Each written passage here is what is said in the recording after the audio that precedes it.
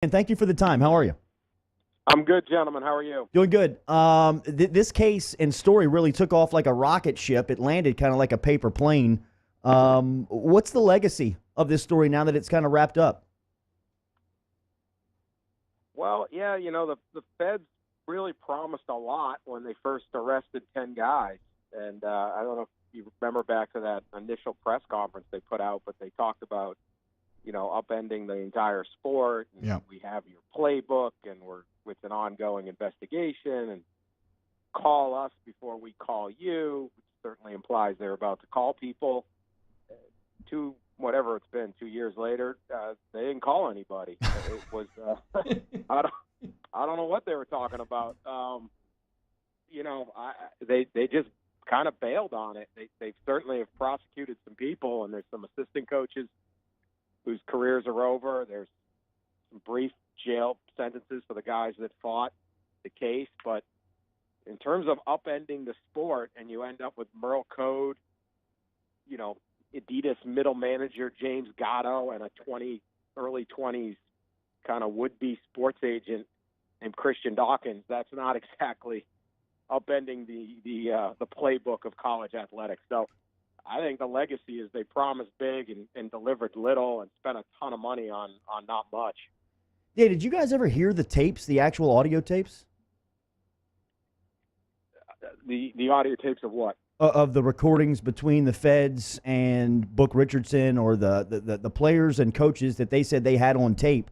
Did anybody actually ever hear those tapes start to finish? Like the Wade tapes as well, specifically. They played tapes at the trial. They would cut them up to, I think they have thousands of hours of tapes. I don't know. Sure. They seem to insinuate that. They would cut up portions of tapes with transcripts, and they'd play them at the trial, or they'd read them at the trial, things like that. So they did all that. So you heard some of it, but they never played the major people on tape. Will Wade wasn't played during the trial. Sean Miller wasn't played at the trial. Rick Pitino. I don't know if they ever had Rick Pitino on. They never called those guys in to testify. The government, which was supposedly trying to uncover all this stuff, never called any of them and then fought bringing them in. So again, it was sort of, I don't know what's the point of this. If you were going to put Rick Pitino on the stand, okay, that's pretty interesting. But if you're not, then this is far less interesting or impactful. Yeah, I mean that's the kind of crazy thing. The legacy of it is like you said, not much of an impact. And what it did do, Dan, though, it did bring to life, I think, in my opinion at least, how commonplace this kind of black market is when you're talking about players finding ways to get paid. And so it brings a lot of problems with the NCAA to light. How do you expect, now that the FBI investigation's wrapped up, how do you expect the NCAA to do? Like, what do they do next? Well, they've said they're going to investigate all the things. We did an analysis, it was like 28% or something of Power 5 programs, or maybe it's higher. I think it was 20, might have been in the 40% of Power 5 programs were mentioned in some way. Yeah. So, sorry about this truck driving by. What are you going to do? Investigate 40% of the? I mean, I don't think they have that kind of manpower. They certainly, I think, will go after some of the bigger, the ones where there was more evidence. NC State, Kansas. There's certainly a pretty good cases you could probably make on those, but I don't know. I don't really have a lot of faith that the NCAA is going to really buckle down and get a whole lot done here. I don't know I don't really care if they do. I was more interested in you're interested in what comes out, but I don't really care what happens.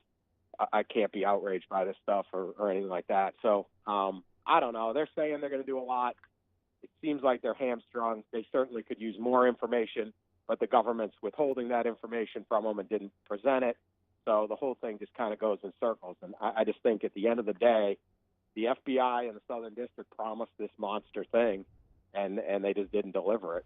And that's where this kind of gets interesting to me, Dan, from the NBA or from the NCAA perspective. Is the NCAA, they got a pretty good thing going, right? They don't really want to upset the apple cart here. They don't want to have to get rid of Hall of Fame coaches or kind of besmirch some of their greatest programs. Do you think is there a world where instead of actually dealing with it, they kind of shift their focus and they're like, okay, but you know what? We're going to look at the core of the problem. We're going to look at how can we get these players paid legally. Like, do you expect any changes as far as like players benefiting off their own likeness or anything to try to address what kind of created this black market in the first place? Yeah, I agree. Like, there's no incentive to say, all right, we're going to go get Bill Self. Yeah, right. no. Bill Self, we're going to get him retired. Let's get Patino out of here and stuff like that. It doesn't help. Bill Self is a name and a marketable name, and people tend to like him. Missouri fans, but everybody else. I think what they'll do is have everything's slow. There's zero incentive to change. Yeah. Okay, the players aren't getting their value, and the one thing this trial did was show unequivocally that a scholarship, room and board, which is which is of value, and they are being paid, is not the value though of the market will dictate. This kid Brian Bowen, I found his case maybe the most intriguing because his dad testified. There's a lot about Brian Bowen who was supposed to go to Louisville. Adidas paid him $20,000 after his sophomore year of high school to basically play AAU ball in their system. Now, Brian Bowen was like a top 35 recruit. This isn't Zion Williamson. This isn't R.J. Barrett. Mm-hmm. This is just a guy. And this is what he was worth. Now, you can sit there and say that is ridiculous. You should never pay a high school kid $20,000 to play summer ball. But that's what the market says. Yeah. Adidas is not a bankrupt company. They've been doing this for 20 years. And if they didn't pay him, Nike was going to pay him. So that's his market. And he should be able to get that market. Okay, if Google came in and said, I want to get the best coder or programmer from Saginaw High School in Michigan and bring him out and give him a $20,000 internship for the summer, we would all applaud it and say that's the greatest thing. So this kid's got value. They've capped their salary by saying you only get tuition, room, and board. We're paying you, but we're just not paying you what you're worth. And so that kid should be able to get it. But what's the incentive to college basketball to allow them to do that? They don't want that. So they'll do slow play. Everyone's getting rich here except the Brian Bowen. So what they're going to do is we're going to have a committee for 18 months to study this, and then we're going to have recommendations, and we're going to have another committee, then we're going to have a white paper, and it'll be 5 years down the line they'll still be talking about this.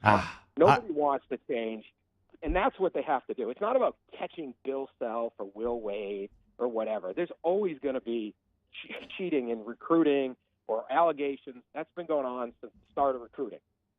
But if you really want to change the problem and fix the problem, you go after the rules. But they have no incentive because the guys making the rules are the ones profiting off the rules. So, they'll say they're doing something, but they'll dust Condi Rice off again. Hey, let's do another committee. You guys meet in Palm Vista somewhere, and come back to us. There's no incentive.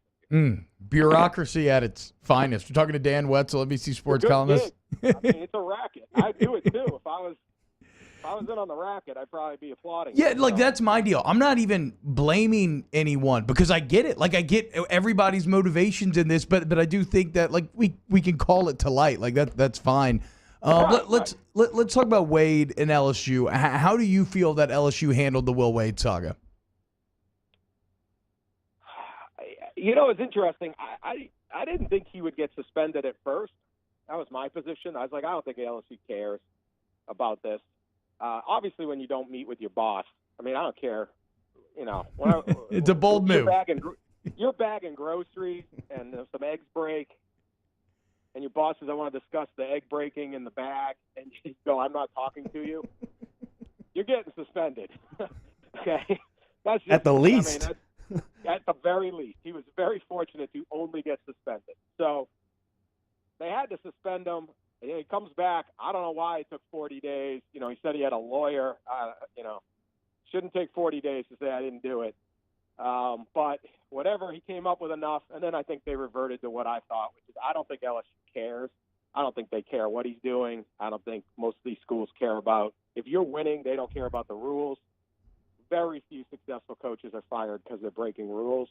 or alleged to break rules or anything. It takes a lot. It took a lot to get Patino out. That was a lifetime achievement award. Yeah.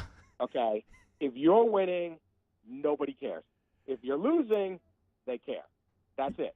And Yeah. so everyone knows that. Everybody in the sport has been trained on that.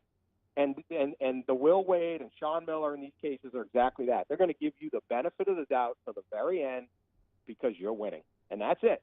LSU doesn't care. Nobody cares. The fans don't care. They only care if the other guy's cheating. So, again, it's the hypocrisy of them saying they care, but they don't care. I mean, and that's clear. They